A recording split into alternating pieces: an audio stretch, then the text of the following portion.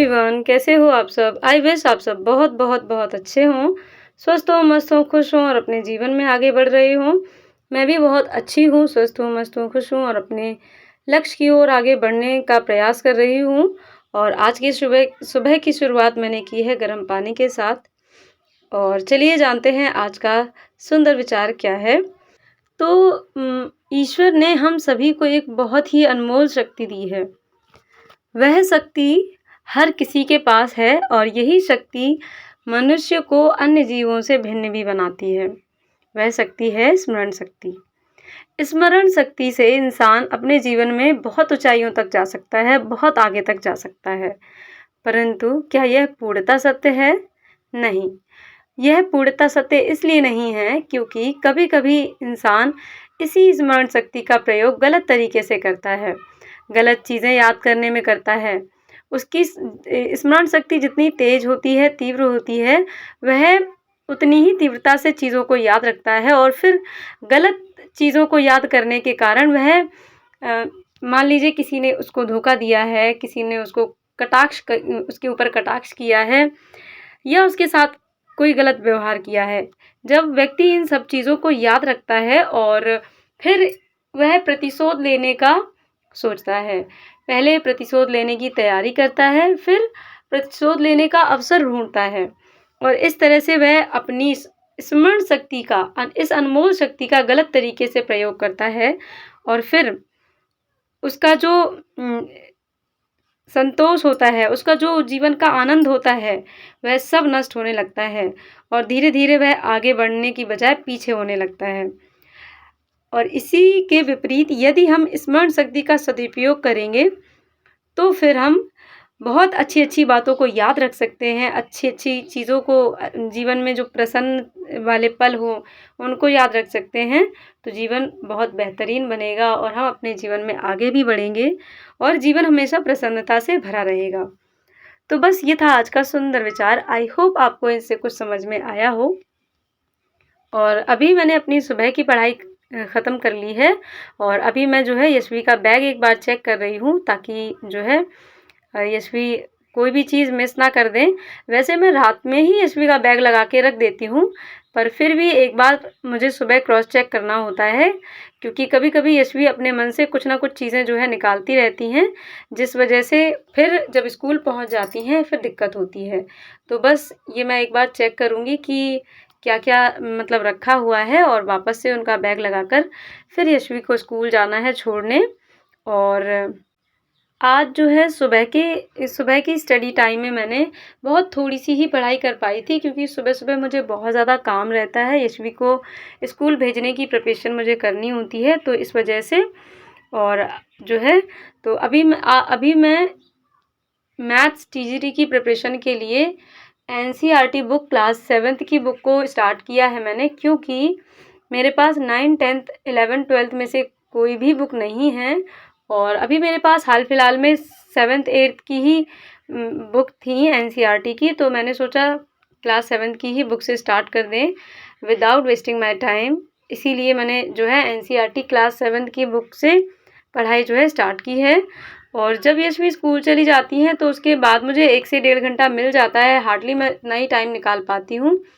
और अभी मैं अगर पूरे टाइम की बात करूँ तो दिन-रात सुबह से मिलाकर रात तक मैं कुल मिलाकर 4 या साढ़े 3 घंटे की ही पढ़ाई कर पाती हूँ, क्योंकि इससे ज़्यादा मुझे टाइम नहीं मिल पाता है क्योंकि मैं पार्ट टाइम ट्यूशन भी पढ़ाती हूँ बच्चों को, इसलिए। और सच कहूँ तो मुझे ट्यूशन पढ़ाने में बहुत प्रॉब्लम भी होती है क्योंकि इससे कहीं न कहीं मेरी पढ़ाई जो है डिस्टर्ब होती है।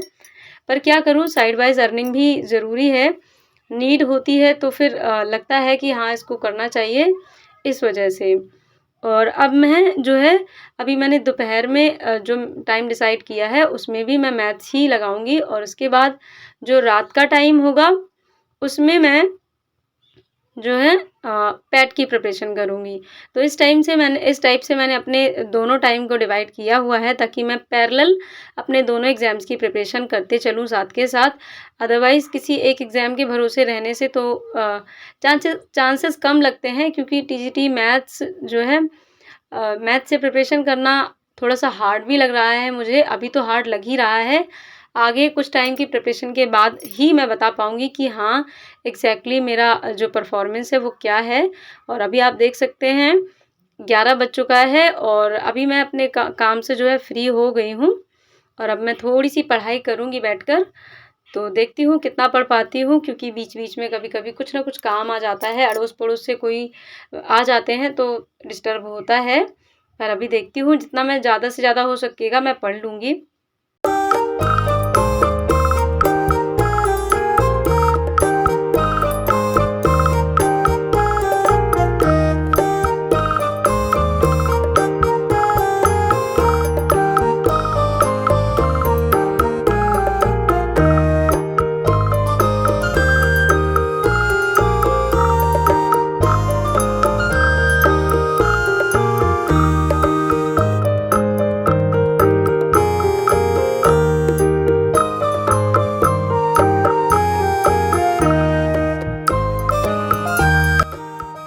तो जो सुबह मैंने पढ़ा था, उसी को ही मैं अभी पढ़ रही हूँ। सुबह-सुबह जस्ट मैंने चेक किया था कि इसमें कितने चैप्टर हैं और कौन-कौन से चैप्टर मेरे काम के हैं, और बस थोड़ा-सा ही मैंने देखा था और अब मैंने प्रॉपर चैप्टर नंबर 1 जो है लगाना स्टार्ट किया है।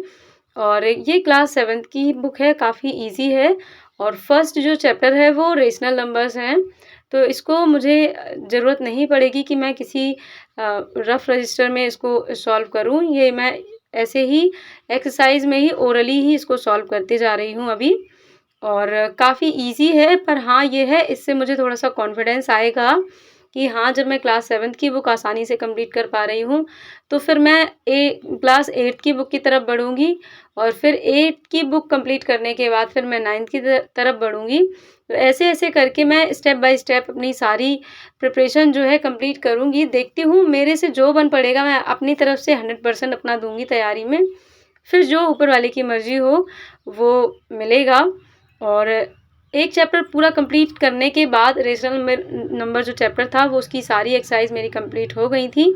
ओरली ही मैंने इसको सॉल्व कर लिया था और उसके बाद फिर मैंने सोचा कि टीजीटी की प्रिपरेशन में प्रीवियस ईयर क्वेश्चन भी देखना बहुत ज़रूरी है। किसी भी एग्ज़ाम के लिए अगर आप प्रिपरेशन करते हैं, तो सबसे मस्ट हो जाता है प्रीवियस ईयर पेपर देखना। तो इसीलिए मैंने अभी 2021 का और 2019 का जो प्रीवियस ईयर पेपर है, वो देखा है और उसको मैंने देखा है मोबाइल पे ही और फिर इसको मैं डाउनलोड करूँगी। डाउनलोड करने के बाद फिर मैं इसको देखूँगी, अगर प्रिंट आउट हो पाता है तो ठीक है, अदरवाइज़ इसको एक-एक करके क्वेश्चन को रजिस्टर में नोट डाउन करूँगी और सॉल्व करने की कोशिश करूँगी। तो देखती हूँ कितना मेरे से हो पाता है और फिर जो मेरा रात का स्टडी टाइम रहेगा वो मैं पैट के लिए रखूँगी, क्योंकि 2 पैरेलल एग्ज़ाम की अगर मैं प्रिपरेशन करूँगी तो दोनों के लिए टाइम चाहिए। अभी आज की डेट में जब मैं प्रिपरेशन कर रही हूँ तो मुझे थोड़ा-सा हार्ड लग रहा है ये सब, लेकिन कुछ टाइम की प्रिपरेशन के बाद सब कुछ ईज़ी हो जाएगा और फिर सब कुछ आसानी से हो जाएगा। तो दोपहर में पढ़ाई करने के बाद मेरे भैया आ गए थे, तो इसलिए मैंने पढ़ाई बंद कर दी थी और आज का व्लॉग बस इतना ही रहा। मिलते हैं फिर कल नेक्स्ट व्लॉग में।